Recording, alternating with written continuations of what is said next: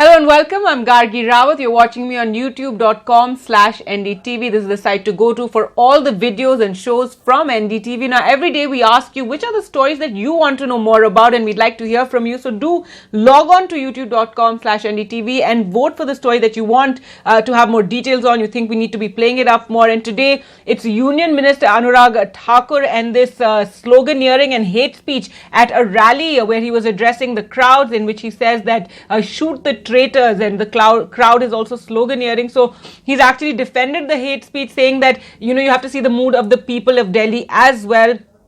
BJP MP will end Shaheen Bagh protest in an hour if we win. So a lot of focus from the BJP ahead of Delhi elections on the issue of the anti-CA protest, the Shaheen Bagh protest. They've really tried to focus it around, those who are for the protest or against the protest.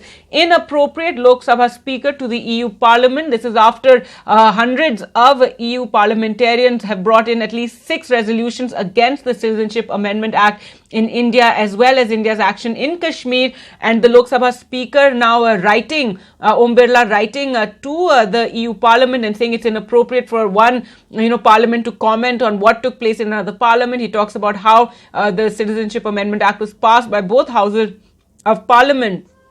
Now, the JNU story, no CCTV to it's with the cops. So this is a flip-flop by authorities at JNU, who initially said that they didn't have any CCTVs functioning at the main gate on the evening of 5th January when a masked mob went in and thrashed students and teachers. They claimed that it was because the server had been destroyed by the JNU Students' Union the day previously. But now, after an RTI was filed, JNU authorities claiming that the footage is with the cops. So a change in its stand, and at the same time, the point is that no one has been arrested since that attack has taken place. It's been so many days since 5th of Jan and no arrests have been made yet. So that is also very shocking.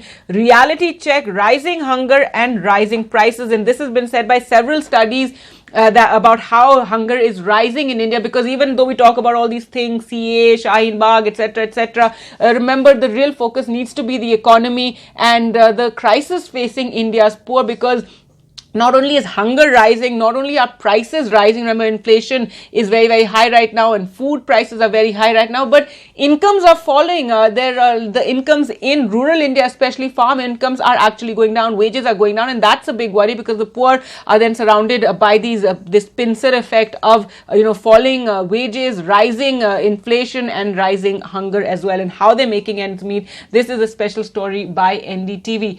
So first, let's talk about the shocking and outrageous sloganeering during Union Minister Anurag Thakur's rally, or this rally that he was addressing ahead of the Delhi elections, where he's encouraging the crowd to talk about shooting the traitors. Now, of course, there's been some defense of this, very disingenuous, saying that, of course, what do you want to be done with traitors? Should we garland traitors? But who are these traitors? Because we've seen these slogans happening at pro-CAA rallies. So it almost indicates that those who are, the traitors means those who do not agree with the government. Is that what they mean? Because it's not very clear. And also, why should a minister exhort a crowd to shoot anybody?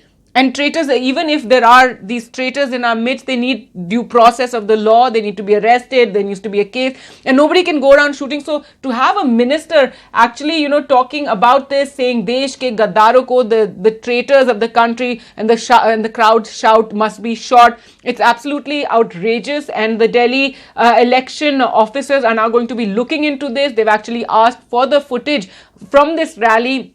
This was a rally for the BJP candidate from Rithala, Manish Chaudhary, who was also on the stage. So that's another aspect that will also be looked at by the election officers. And but Mr. Anurag Thakur, who should actually be focusing or talking about the economy, since he's a junior finance minister, has actually defended his sloganeering, and he said you need to see the mood of the crowd as well, that you need to see what the mood of the people of Delhi is. So this has become a big story, with Anurag Thakur also defending it, and a lot of criticism about it as well. The Congress has reacted with Congress leader Abhishek Manu Singhvi tweeting that disappointing to see a young leader like Anurag Thakur. Remember, Anurag Thakur is viewed as somebody, as someone who is the Gen Next of the BJP.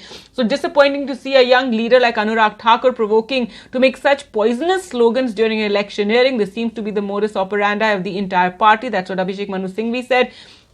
Priyanka Chaturvedi, who used to be in the Congress and is now with the Shiv Sena, has also tweeted when he is when he's done shooting the traitors, hope the junior finance minister of the country will shoot the reasons for the economic slump through the budget. So really trying to bring opposition members there attacking Anurag Thakur regarding his speech and regarding the sloganeering, this hate speech at his rally, and also pointing out that you need to be focusing on the economy rather than encouraging hate.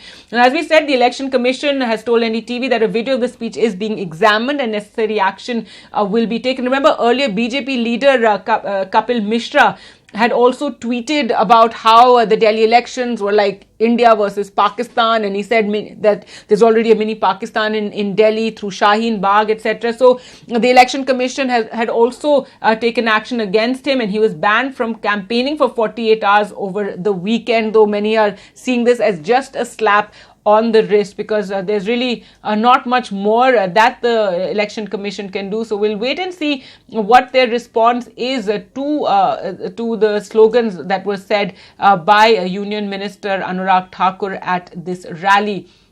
Well, the other big, and when we're talking about hate speech, let's also focus on what BJP MP Parvesh Sahib Singh Verma, who was campaigning in Delhi as well, what he had to say. And he claimed that this is not just another election, it's an election to decide the unity of a nation. And he says if BJP comes to power on the 11th of February, you will not find a single protester within an hour, talking about Shaheen Bagh and how they will clear it in an hour, and within a month we will not spare a single mosque built on government land. So really the BJP candidates and a lot of their campaigning and electioneering in Delhi has really focused around this issue of Hindu versus Muslim, and these very provocative statements, like he said that you won't find a single mosque on government land, or and then talking about clearing Shaheen Bagh protests within an hour of the BJP government coming to power. In fact, he's gone on and said more incendiary things, and we will be focusing on that as well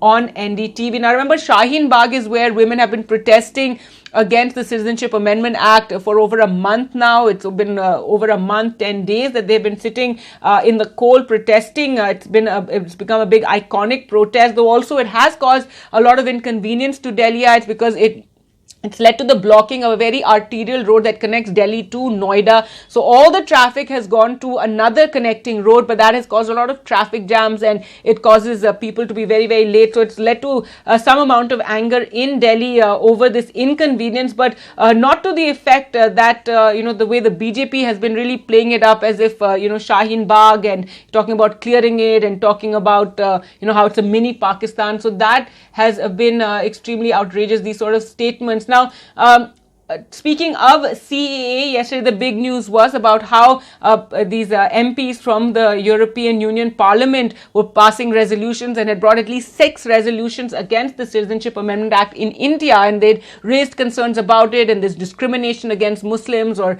on giving citizenship on religious grounds.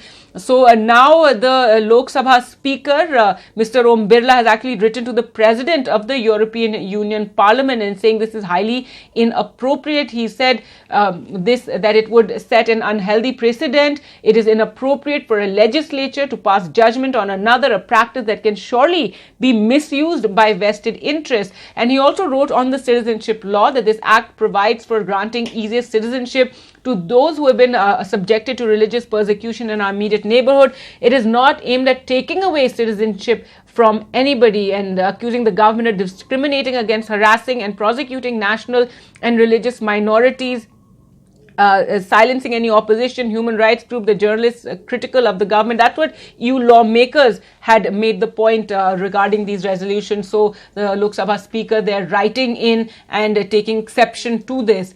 Now the story about Jawaharlal Nehru University and the mystery of the CCTVs. As we said earlier, Delhi's Jawaharlal Nehru University had said that the CCTV footage from the main gates at JNU the night of the attack, in which a mob of masked men actually entered the campus and beat up students and teachers. They claimed that they didn't have any footage because before that the CCTV had got damaged, or the server rooms had got damaged, and they made some excuse regarding it. But now, after an RTI query was filed by activist Anjali Bhardwaj, JNU officials claim that copies of the CCTV footage from the North Gate from 3 p.m. to midnight were unavailable because they were withheld with law and enforcement agencies for undergoing investigation into the recent incidents at JNU. So claiming that there is footage, but it's been given to the cops. Remember this, there's been accusation of a cover-up regarding the JNU attack, and since the 5th of January, there have still been no arrests made, even though so many students and teachers were